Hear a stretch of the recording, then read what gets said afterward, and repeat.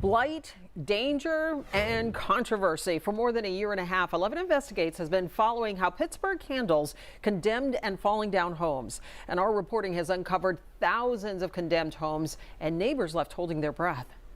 My family's been telling me I should call Channel 11 News and see if they can get it done. Well, after our original reporting, the city said demolitions would pick up. But with just 3 weeks left in the year, the numbers tell a different story. 11 Investigates' Jatera McGee joins us now after crunching the numbers and pressing the next administration about what's next. Jatera? Well, Gordon, Lisa, since we first exposed the issue last year, the city has torn down dozens more buildings this year. Still, though, it's about half the number we were seeing just 2 years ago.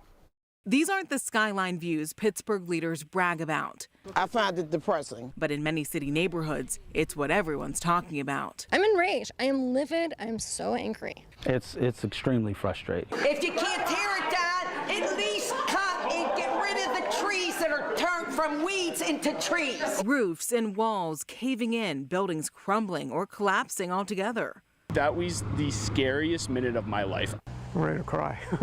For over a year, 11 Investigates has been looking into condemned buildings, uncovering dangerous collapses, suspicious fires, and firefighters injured fighting them. Neighbors are forced to live with it. I've babysat it for the last 15 years. I'm tired. Renee Walker lives on Chalfont Street in Beltsuver, next to this. The owner bought it in June of last year. He's been hit with code violations almost every month and still no fines. You can at least clean it up or act like you care. From every angle, the house is falling apart, and on this street, it's got company. Peduto was in office. That's 8 years, nothing got done up here.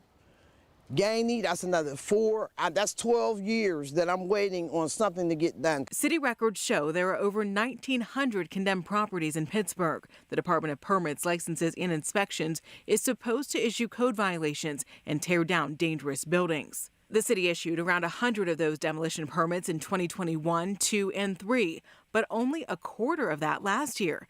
And in 2025, the city has only approved 51 demos, despite a $5.3 million budget. How much of a problem is it?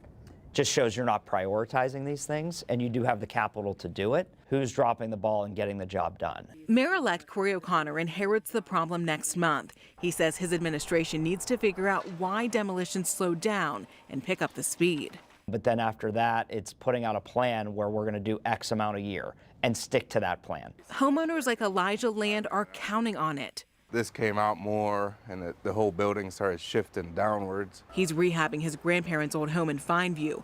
But right behind it, the outside and inside of this old bar are a disaster waiting to happen.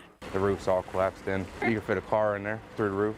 The siding tells the story of a building bursting at its seams. But despite the blue sign, 11 Investigates found this building fell off the city's radar. City records show it hadn't been inspected since 2023.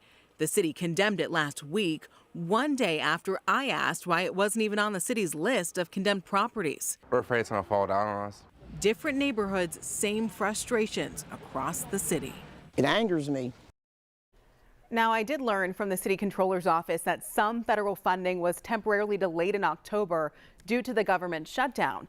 I've requested interviews repeatedly with department leaders to talk about why these demolitions have declined so much.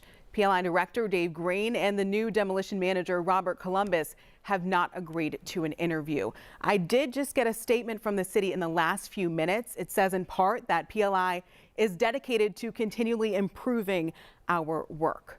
I'll put more of that on WPXI.com. Jatera McGee, Channel 11 News.